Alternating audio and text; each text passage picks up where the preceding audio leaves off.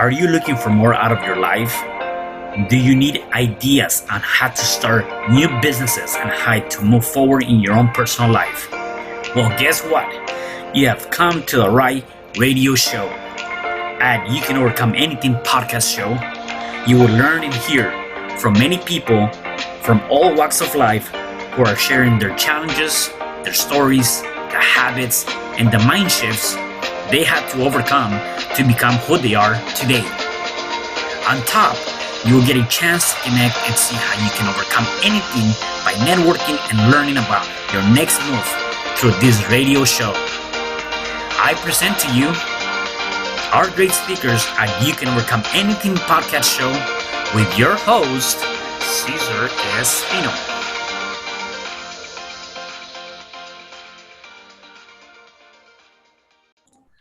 Hello there and welcome back to another episode of You Can Overcome Anything podcast show. Today I have a special guest. His name is Jason Klug. Hey Jason, how are you, man? Good, thanks for having me. Yeah, awesome. So before we dive in, why don't you just give me a quick overview of who you are and just so we can get to know you. Yeah, so I live in Salt Lake City, Utah. Background of making stuff, and I'm pretty much a serial entrepreneur. I built a company providing a service of doing product development and manufacturing sourcing called Klugonyx. But outside of that, because I have all the capabilities to make stuff, I also have fallen in love with making stuff, my own brands, and even just some side projects that, you know, just for fun. So yeah, that's mainly that's been a majority of my life right now, is, you know, building and growing that company, making sure my team's happy, and making stuff, you know. Yeah, no, that's amazing. No, that's awesome. So let's talk about your childhood for 1 second. Give me a little bit of that. You know, how was that upgrowing for you in terms of just in general life in general, right? Yeah, I grew up in the you know, the Midwest, but also in Georgia. We moved around a little bit. I have I love my family. You know, I got an older brother. He's very supportive. He's very different than me, which is nice. We have good balance as siblings. My parents have always been incredibly supportive, just, you know, emotionally, and you know, always giving their support no matter what I'm doing. And I definitely think that's contributed to where I've come. And you know, as a kid, I was all about, you know, I was always a little different. You know, I tried playing, you know, team sports and stuff. I was never that into it, but I tried. But I really got into like things like skateboarding. You know, where I had 100% control of what I was doing. You know, the progression was always very you know, I could see and, you know, feel the progression versus team sports. I don't know, I just never felt satisfied with that type of stuff. But, you know, it just kind of showed me as a young kid that I was always, you know, I always realized that I can control what I wanted to control, and that's the type of stuff I like to do. And I think that's why even older, you know, I like to go rock climbing, and I like to play golf, right? It's like same thing. It's not like a team sport where you have to rely on other stuff like that, right? And you know, also as a younger kid, I took a really big interest into taking things apart and putting them back together, understanding how things were made, how they worked, you know, like mechanisms, you know, stuff like that. And I think that was what gave me an early interest to, you know, engineering, product development. You know, so when I got to the point where I was, you know, going to college, you know, that's I always look back and I'm like, well, I just like to know how things are made and how they work. And, you know, that would be something I would never get sick of, is creating and applying what I learned at a young age to, you know, a career. So I went to a small engineering school, which you know, is honestly the perfect environment for what I wanted to do, because I had a small group of friends.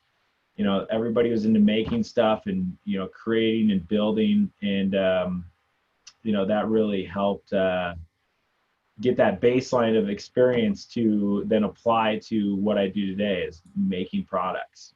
Yeah, no, that's awesome. And talking about school, when you went to college, you realized too that you didn't want to just take core classes, and you decided to drop out of a senior so that you can pursue Yeah, more of the technical side of it, or the things that you want to do, right? right. So with that, let me ask you this, because I think that in itself is critical, and I want to get your point of view as to how critical is it education, in general, and whether it's traditional or non-traditional.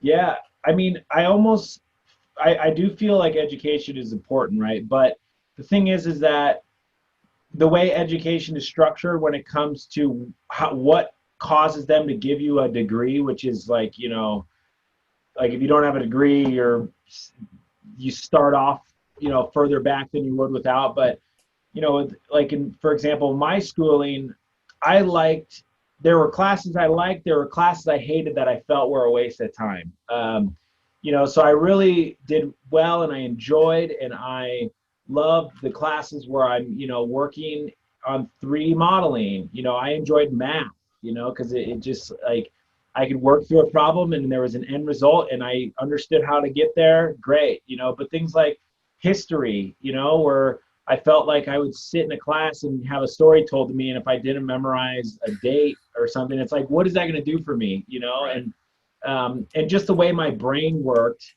was not memorization. It was just like I was very hands-on and like physical with like understanding how something gets from blank to end result. So thankfully, the schooling I went to, it wasn't like engineering. It wasn't as extremely theory based, and I thought I was very fortunate to go to this school because of that. It was more, there would be theory, like you'd have a 3 hour lab class, right? For example, like a machining lab. You would spend, 30 minutes, 45 minutes in a classroom learning some theory and stuff like that. But then you would go out and do a machine shop and start cutting some metal and literally applying what you learned in class. And that's where I would learn. And I always hated schooling where, like, even as a kid, I was never like a great student. I was like a C student, if I really worked. But and I always felt like teachers made me feel like I was stupid because I wasn't getting good grades. But it was like, no, I'm not good at this because I'm not good at memorizing a list of information and then repeating it back to you. I don't see value in it, so my brain doesn't capture it. So I don't like that the school systems are like that. But I also think that we are seeing transitions towards, there's more options becoming more and more available. Especially with like pandemic and like homeschooling. I mean, I don't have kids yet, but we're definitely, planning on having some kids. But thinking ahead, it's like I would love it if, yes, there's some subjects that they need to learn. They do need to learn history. They do need to learn math. They need to learn, writing, all that stuff, English, whatever. Um, but I feel like there's new ways to approach teaching it, and I don't like going to a school system and then going by their rules and their grades to determine whether your child is smart or not. I feel like you know I don't know. There just needs to be. I just feel like it's different. I think the school system hasn't evolved enough since I don't even know when. Right? It's new Yeah. age. There's different types of brains. People absorb information differently. I feel like there needs to be a pivot of how things are taught and graded, if grades are even needed. Yeah. Yeah, and I couldn't agree with some more. I mean, I think I'm also a firm believer of education. I think that you definitely need it, and more so now I've turned into that non-traditional education, whether it's through a mentor or through self-learning or Yeah. whatever the case may be, right? And I think that part of our education system now is really more. towards making you a good employee. And so hence kind of like the idea of why you decided to also possibly leave and go into more of a technical side of it to learn the things Right. that you really need, is because it was leading you to this next journey. So I guess for some of the people that are listening to us that are probably thinking of becoming entrepreneurs, or are barely starting, like I want to understand what was going through your head or what was going through your mind when you said, you know what, maybe I should take this leap and just go into Yeah. my own business, or do my own, like the very first moment, right? Because I know that that's very critical for Right. every person. We all have a story. And so I want to know, what was your story and what was going through your head, whether there were limiting beliefs or whatever the Right. case may Yeah. be, right? And it did start when I was in, my senior year of college. I was getting towards the end. I had probably like a semester and a half or so worth of classes left. So I was even behind, right? Because my senior year, the program I went to was actually, with the hours added up, if you did just traditional, um, you know, 15 hours a semester type, hours, it would take about 5 years, right? So I was in my fifth year, but I was even behind because I, dropped classes that I hated. And, I kind of pushed off core classes towards the end and was focused more on the engineering and math. Um, but I remember just sitting in class, and I can't remember, I think it was like a class like history or something like that. It was a core class, just being like, what am I doing here? And at the time, I had, I didn't take my full entrepreneurial leap until much later, and I'm thankful I didn't, because I had some mentorship and some experience working with a successful entrepreneur later down the road, and I'll get into that. But at the time though, I was, doing things like, there was a local bar and venue that all my fraternity brothers and buddies, we would go to and hang out at, and they had like a concert venue. I would, you know, try to throw parties, and I threw a couple parties for other fraternities, for example, and groups, to where I would, try to monetize and put on events and stuff. And there I had to figure out things like marketing and stuff like that, and finance, and how to make sure it was profitable. And it wasn't that profitable, but it was. I learned a lot just doing that, a few, here and there on weekends, or even some weekdays, throwing parties. And then also at the same time, I was working. I found this guy doing a little gig that, like, he's starting a small marketing company, and I got in there and started helping just sales. I just showed up one day. My other buddy Keaton was helping him, set things up, like their website and stuff like that. And he was, very technical minded. And I was like, I mean, I could sell, and I just went in there one day, and we just started like trying to find businesses to help with their marketing. And it just showed me right there. I was like, I could do whatever I want to do. I'm doing it now with friends of mine, and I enjoy who I'm working with. I get to choose it versus, corporate America. It wasn't my thing. So I think that was the first taste of it, when I was like, okay, I can be in control of my career. I could stay here for another year and finish school, but then what's next? I have to go get an engineering job at some massive company and blah blah blah. I was like, no. So I literally packed up my car. I lived in Georgia at the time. I got out of school, packed my car, and I moved to Utah. I had a buddy that moved out here. They had a room for rent, and I loved to snowboard, Yeah. and I was like, Utah looks like a really unique place. I wouldn't mind a change. Let's go further out west. Moved to Utah. I've been here ever since. Very thankful I did it. And when I moved out here, I did not have a job. I didn't have any. I had the money that I'd saved up, from doing, the side hustles, and I made the move. Drove out here, moved in the basement of a house. It was not the most, the best place to live, but it was a start.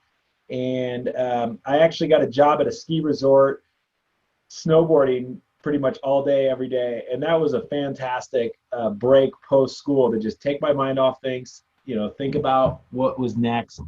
And then I got a job at a company called Armor Active. And this was what really started to shape my career. The job there was sales, right? Because you don't necessarily need a degree to do sales. You just need to sell it, right? You just Yeah. need to sell yourself into the company, and you need to sell whatever the heck they're selling, and you need to just move stuff. And I was only in sales there for about a month and a half, because what happened is I would get an inbound call. We were selling tablet and iPad enclosures, and these are like metal boxes that you put an iPad in, you bolt it onto a wall, and then a customer can walk up and interact with it. Or like point of sale systems where you bolt a tablet onto a countertop, and then you have a point of sale system with a credit card reader. And we were making the housings and stuff like that. So it was a great experience, right? But when I got there, they had, maybe 5 different products, and we would get these calls in from these massive companies like IBM, for example. I remember one time the guy from the head of IBM or product at IBM called, and I'm sitting there on this phone call. He's like, "Oh my gosh, this guy is like a beast, right? Like, why is he calling us?" Um, and at first he was like, "Well, you guys don't have what I need," and I was like, on the side, I was thinking, "Well, I could probably figure out how to make it. I got an engineering background. I can, figure it out." So literally that night, I went home and I started 3D modeling on my computer with the student software I still had on my laptop for 3D modeling. 3D modeled it up, and went back the next day, and I showed Scott, the founder, who's now like a mentor to me. And I was like, "Hey, Scott, IBM called yesterday and they wanted this." So I went home and I made this, and I think we should present it to him and see if we could like do like a custom project and, close a deal with IBM. And he was like, "Oh, interesting." And he knew that I had an engineering background, and making stuff was an interest to me from, early on in, us meeting each other. But yeah, so, month and a half or so into it, I became the head product engineer, and I started making products for all Wow. the different scenarios.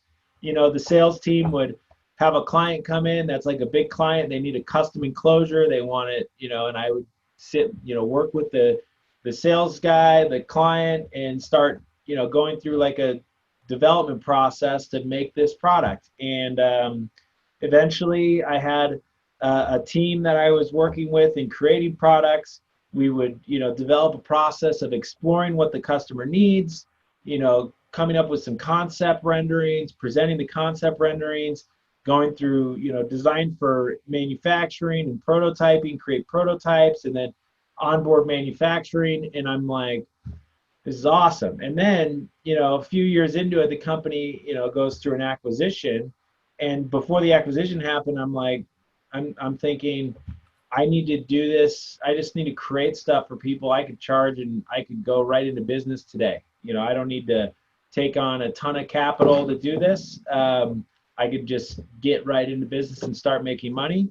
And so I pitched Scott, and I'm like, "Hey, Scott, give me some money so I could buy some software, buy a computer and a 3D printer, and start making products on my own, because you're going to sell this company and they're not going to need me anymore. So I'm gonna let's do it." And it was kind of interesting, because the company that bought them were interested in me going and working for them up in their headquarters and stuff like that. And I'm sitting there like, do I take a corporate gig and stability, or do I take this leap? And I took the leap, and then that's when I Nice. started the company, just out of my 1-bedroom apartment, developing products for various people. And it was funny, because I got the CEO of the previous company to fund it so I could quit. And you know, and here I am today, 7 years later, with a team of engineers and designers, and they're all better than me at doing it. So, that's what, my goal in life now is make sure everybody is happy, and I give them a clear vision. So, yeah. Yeah, no, that's amazing. And you have people in or a team in China too, right? Yeah. People there, Yeah. and obviously here in the U.S., which is amazing. Yeah. Yeah, I mean, So, I think part of the lesson there too, and again, people that are listening or watching this, like, man, take note of this. Is like, one of the things that just struck a chord is that if you have a passion, or you enjoy something so much, just go after it, and keep pushing through, right? And a lot yeah. of times, we have a passion of doing something, but because we don't see the results, then we tend to give up, or we tend to just let it go. Right. And the fact that you could have taken that corporate job that I'm sure was going to be really good pay and all these benefits and things like that, especially they're like, yeah, we're going to take you with us. Yet Yeah. having that resilience to say, you know what, nah, let me just take this leap. and Yeah. and and more so than anything, I believe is part of and not getting religious in the sense of religious and religion, more so having faith that you're gonna be okay as long as you continue to push through, right? And Right. just having that determination, being certain of what you're trying to do. And that's amazing that you were able to put all of that together and just kind of go through that. Oh yeah. I am 100%. Yeah. So when I had that moment in college, of that, but then there was another moment like you're talking about. I remember the last day working out of that day job, knowing this is probably the last time I'm ever going to have a job with someone other than, working for Mm-hmm. myself. And I remember I got in the car and I drove, and I remember I called my dad and I started crying. Mm-hmm. It was like an ugly Yeah. cry. Like I Yeah. couldn't control it. And it was weird because I don't cry, like, it's not like I'll just go crying over Yeah. stuff that often, right? But it was like this. It was a happy feeling. It was like an excited feeling. It was like this. I was thankful that I got the experience and I got the mentorship and I got to work at a company like Armor Active that was supportive of entrepreneurial, mindset. And like there was this just overwhelming feeling of like this is it. I'm doing it. I always talked about like starting my own company and blah blah blah. And I think the moment that I realized that that leap happened, that emotional feeling I'll never forget. And it's very rewarding. Yeah, it's very. But yeah, you just gotta like that initial leap is tough, and leading up to it, but like literally seconds after you make it, and I remember sitting there the next day, day one, or the following Monday, day one. Okay, sit down at my desk in my apartment, and it Yeah. was like, go, right. And it's like that feeling goes away so much quicker, um, than you would expect. That fear goes away, and then other emotions and challenges come ahead. But you know getting through those little things, like, oh, a few months later I was like, okay, I gotta make sure I get this check so I can pay rent and buy food for the month, right? And you go through little challenges like that, and you just get, and then 5 months later it happens again, and I'm sitting there like, this is no big deal, I've been through it once, I'll figure it out, and Mm-hmm. it just gets easier. And then the more you grow, the problems get bigger, but you solve it and you get better and you keep building. And that, but at the end of the day, yeah, I was stoked to do what I was doing, and that continuously drove me where, that kept me on those rails, and I just kept going. I never really, uh, yeah, because I knew there was going to be pain and stuff like that and suffering to get to where I'm at today, which is like I consider like sustainability, right? Like now I have the company does enough income where I can happily take care of my team, give them benefits and good salaries for the Utah and their skill set and what position they're in. So I see that as like sustainability. Um, but I just knew that like I just had to keep pushing it, and you get little bits of motivation here and there, like you see a product that you created on a shelf at a Target or something, or you see a client that you've been working and helping them create this product, and they launch it, and the launch is successful, and then they're stoked because their dream and vision got to where they wanted it, and I was a part, and my team got to help them do that. Like that right there happens all the time now. And it just constantly gives you that little bump of excitement and motivation. And it's just like, that's all you need, right? Like the money's great. That's like the byproduct, but those little bumps and successes and boom, boom, boom, even like my salesman Hunter, he'll text me, just got a new deal, and he's excited. That happens like every week or so. He gets a deal, and he just like that little bit keeps him going. And I like to see, basically helping make sure that each person gets that little excitement, and things keep going and moving, because of it. So Yeah, and I really love what you just said, about even though you kind of like a couple of months later, whatever, you're back to that same place where like, okay, now I gotta figure out how to make money, whatever. And I like that attitude, the attitude of, you know what, I've been here before, so I can figure it out. So let's just keep moving forward. Because again, that's so critical, like in this journey of being an entrepreneur, is like you're gonna have those kind of moments. Like for whatever reason, you start and it seems like everything's good, you're making good money, and before you know it, that can probably dry out or something happens. mm-hmm. And if you don't have that attitude of, you know what, I've been here before, I figured out then, I can do it now, and Yeah. just keep going through, then you might fail, right? Or you might end up, losing out on that opportunity. And then, so that's one thing that I really enjoy you saying. The other one is that money is a byproduct. Is not, obviously money is good, except that's not the do or end all kind of aspect.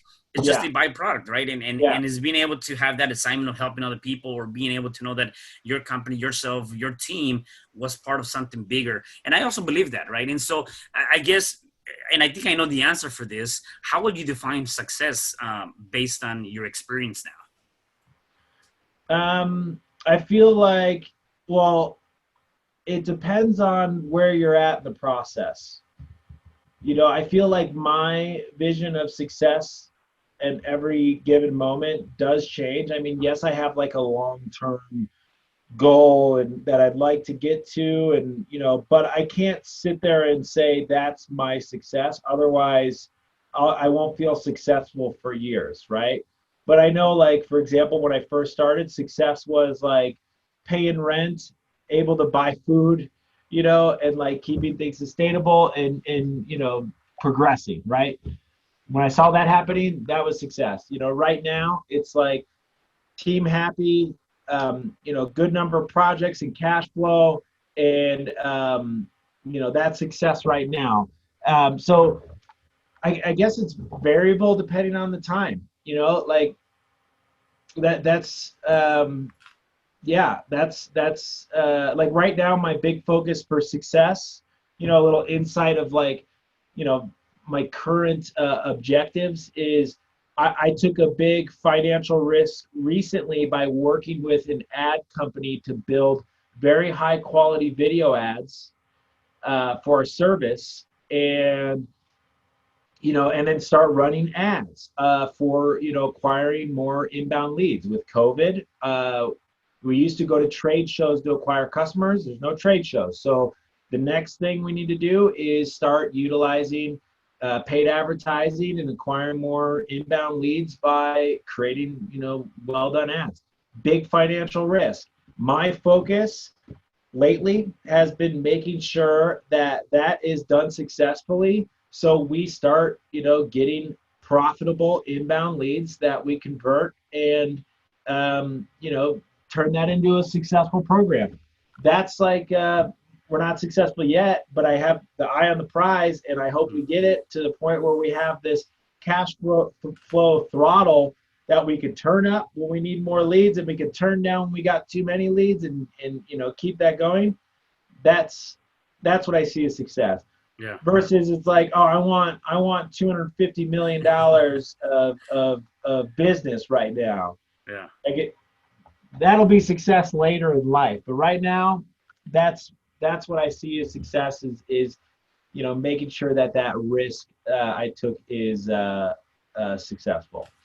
Yeah, So I always say, I think it just depends on where you're at, right? yeah, no, and I totally agree with you on that. I think the success shouldn't be defined by dollar figures; should be defined by all the other things that you have going for you that are gonna get you to that dollar figure. Fine, Yeah. Except that's, like you said, it's a byproduct, it's secondary. And I always tell people that if you are working for profits, you are doing it wrong. You should be working for purpose, not for profits, right? Mm-hmm. The purpose will bring everything into play, in my opinion, right? Yeah. So, what has been your biggest challenge that you had to overcome up until this point in your career or your life? It can be My personal or biggest professional, right? challenge, well, I mean, let's see. I mean, I definitely think a big challenge is there's like a chasm when you start a company, right? Where you go from, I mean, it's almost like you can look at in a cash basis, it's like cash flow negative to cash flow positive. There is a chasm there. And for my company, it took me a long time to get past it. It took like 4 or 5 years to get to the point where I wasn't sitting there worried about, am I going to be able to pay my employees? And I struggled through it where I was paying everybody before me and I was sleeping on a foam pad on the floor, even 4 or 5 years into the business where I was like, this sucks, but I knew I had my eye on the prize and I knew I had to push through. I feel like going through that, which is like 4 or 5 years of just like struggle and just hell, right? But knowing that I was working towards an end goal that like, even or just sustainability, um, that was tough, right? And you know, I mean, at this point, I feel like I've overcome it. Of course, it can happen again, and you could always, like you said, things can arise, the struggles can arise. But I feel like getting through that to where I'm at today is definitely, really getting through that big challenge. And I think that every entrepreneur is going to experience that when they start their business. And going into the process knowing like, okay, this goal and this, what I want to do here is bigger and worth going through that struggle, no matter if it takes 5 years, 10 years, like I just gotta be prepared to push through that. And yeah, so I feel like that was it. Yeah. I always think back to those times and like, like, oh man, I got to pay payroll and this guy hasn't paid his check or his bill. And if I don't get that bill, I don't know how I'm going to pay it, stuff like that. Um, it would weigh on me because it didn't affect me. Like, I don't care. I could sleep and eat ramen noodles on a foam pad. Doesn't affect me, but I got to make sure, so and so is able to, pay their mortgage and, you know, take care of their kids. That Hmm. was more Yeah. important. So like, um, yeah, that was definitely that's what pops to mind immediately when I think about that. Yeah, and I think definitely, again, that's a good point to point out is that although a lot of people feel that entrepreneurial is like this beautiful, wonderful, non-struggle type of journey, which again a lot of people see the result, they don't see what's going on in between, right? Oh yeah, Um, it's good to know and again hear from somebody that has been very successful that it didn't take you a year or two or three, it took you about 5 years to get to where you needed to be in a more sustainable position, except you didn't give up during those first four or oh five yeah, years. And that's, I think, critical because some people think that, okay, well, I'm gonna get on this and within a month or two or three or maybe a year I'm gonna be where I need to be. It's different for every person. That the point to that is that it takes time, and we're all unique in one way or the other, and just gotta continue to trust the process, have faith, keep pushing through, and then sooner or later you're gonna get to where you want to get to, oh as long yeah, as you don't give up, right? yep, yeah, 100%. And I do feel like the ones that you know either close down or call it, they either one, they're not pivoting. Something, it's okay to pivot, right? Like if something, you try it for a while and it's not working, maybe you just need to do something slightly different and it will work. Maybe you need to have a conversation in a different way and it will work. That's something that people tend to forget. They have to be ready to pivot. And then also, yeah, just like not, you just got to push through it. It's gonna be hard because the thing is too, even when you make it through that chasm, I mean, I still have more chasms ahead of me that I got to break through. They get bigger, they get harder. Um, you might have more resources to get through it, or you might just have more like like emotional character, right? Where you're Mhm. able to then pull yourself through it and remind yourself like, okay, there is something at the end of this. I can pull myself through it. I've done it before. You know, this problem's bigger, but you're able to, you get better and better at positioning yourself to go through those chasms. You know, because the problem is too is you get through something and then you're like, and then you get too comfortable, right? And then you get comfortable, and then stuff starts happening, and it makes you take steps back. You can't really. You got to prevent that too. You know, like you can't just let yourself.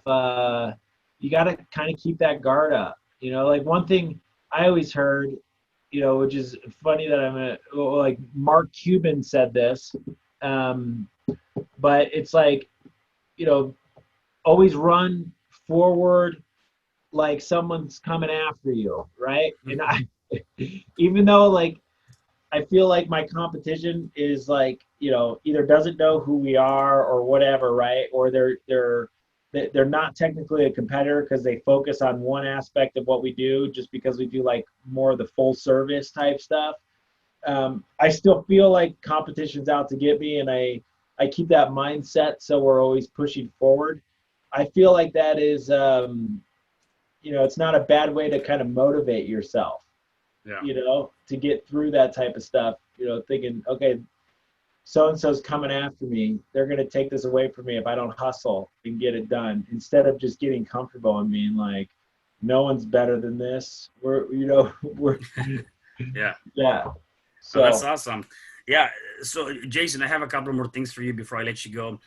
If people wanted to connect with you, how can they find you or know about your company, more of your products and things of that nature? yeah. So, a few websites like Klugonyx.com, Klugonyx.com. There's, you know, a contact form. There's a chat box. You can always chat with one of us, and you know, we can start the product development process.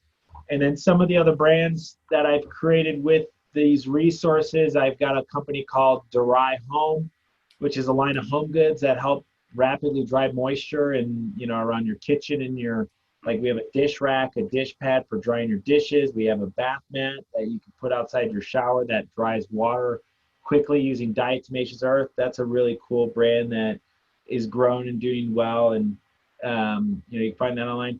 And then I just launched a new brand called the Foot Hook, which is a hands-free door opening device that you can attach to a door and open the door with your foot. That's foothook.com. You know, so those are a few ways to connect. And yeah, we're always down to talk about new projects and getting something off the ground, or even existing companies that need to grow and take their company to the next level and add their next product. You Yeah. know, we help a lot of companies do that as well. No, that's awesome.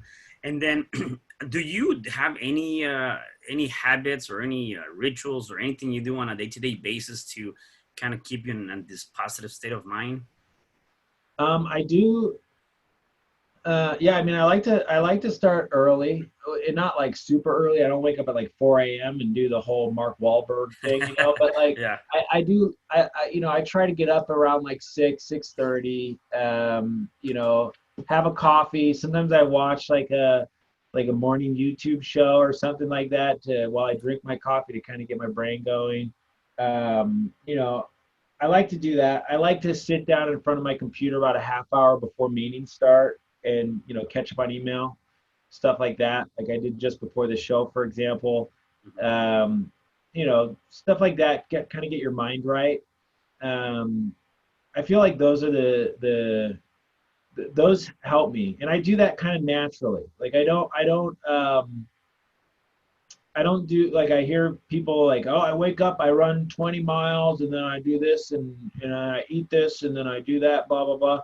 I just kind of, I know for sure I'm gonna have a coffee, right? Mhm. I know for sure I'm gonna kind of, you know, let my brain and body catch up to itself first thing in the morning. I do go to bed early. Like I am literally usually in bed at like 9:30, right? Mhm. Which is Really? not like it used to be. Yeah. Um, I just feel like I, yeah, sleep is important. I know I need to turn my brain off. I don't like to, one thing I see entrepreneurs do that is a mistake, and I used to do this, so I'm not gonna, I learned from this. You perform better if you draw a line, like let's say you are having to work late, which just happens. It's like, okay, draw that line at like 7:30 or 8. Get yourself a good, have a nice dinner or whatever you need to do. You know, get some sleep. Don't sit there pulling all-nighter and then just ruin your next day, because that next day is going to be much more valuable and productive if you do call it quits, go to sleep, and if you need to get some more work in, then go to sleep early, wake up early, start a little bit earlier, and get the extra hours in there, because your brain's going to be relaxed and recycled. So I definitely am. That's a priority for me. Turning that brain off and getting a good night's sleep and rested, recover, and then get back into it, and you'll have a way more valuable day. Yeah. Yeah, that's actually pretty awesome. I love that. Um, if you give us a lot of great tips, so let's just say that some of the people that are watching us or listening to us, they might be going through some sort of challenge. What would be your one advice that they can start doing to overcome that challenge? I mean, well, first off, remember that you put yourself there and you made the decision to get into it, right? Remember why you made that leap. Think back to that moment you made that leap, and that like when I got in that car and I cried and I was excited, called my dad. I think about that, first off, there's like that feeling of freedom and that excitement. Just hold on to that. And just know that like you'll get through it. The feeling of getting through that pain you're in right now is worth going through that pain. When like let's say, you got to pay your rent and you're pushing through getting something done so you can collect that money, or you got to get your first deal. Nothing's better than that feeling you're going to get when you do close that deal and you do get that check or whatever you need, and you walk up and you pay that rent check or whatever it might be, right? Whatever that scenario is, or that makes that pain you're in right now worth it. And if you Yeah. keep your eye on that, you get through it. You'll get through it. I love that. I never seen it that from that perspective, and you're right. Like uh, even if you're in pain right now and you really put yourself to like, I need to get through this. I need to overcome this one way or the other. Yeah. You're right. At the end of the day, you're gonna look back and say, you know what? I'm good now. It was worth going through that pain because I'm in a different place now. Which a lot of times it tends to be, if you stay with that positive mindset, it'll be in a better place. Period. Yeah. Right? It's just that we are so fearful of going through pain, or we are fearful of having those emotions, and we tend to avoid them or not deal with them. And then when we do get them, we don't know how to go about dealing with them or handling them in that aspect, right? Yep. And it's okay to think a little more short term, Yeah. like Yeah. short term's fine, little wins, Yeah. So No, that's awesome. Well, Jason, thank you so much for your time and for being here. Really appreciate you being on the show. yeah, I appreciate you having me. I love the sharing that positive energy. That's good Awesome. stuff. Yeah, definitely. Thank you so much again. And for the rest of you guys, please make sure you subscribe, like, and comment this podcast. Please share with everybody. You can find us on your favorite podcast platform. You can also find us on YouTube. And stay tuned for the next episode of You Can Overcome Anything podcast show. Goodbye. Hi, I'm Cesar Espino, real estate investor, business coach, and consultant, and author of the book, You Can Overcome Anything, Even When the World Says No. My number is 424-501-6046. In my book, I talk about making the necessary changes to shift your mind for prosperity and certainty. Pick up your copy at Amazon. I also love helping families with their real estate and can purchase your house fast and all cash. Follow me on Instagram, Facebook, and LinkedIn. My number is 424-501-6046. Thank you for having me today. I am so glad you've tuned into this podcast. You can find me at your favorite podcast platform where you can like, subscribe, comment, and share. And to learn more about myself, my services, you can find me at www.cesarrespino.com, or you can also find me at your social media. Thanks for joining me, and I am looking forward to having you at the next episode.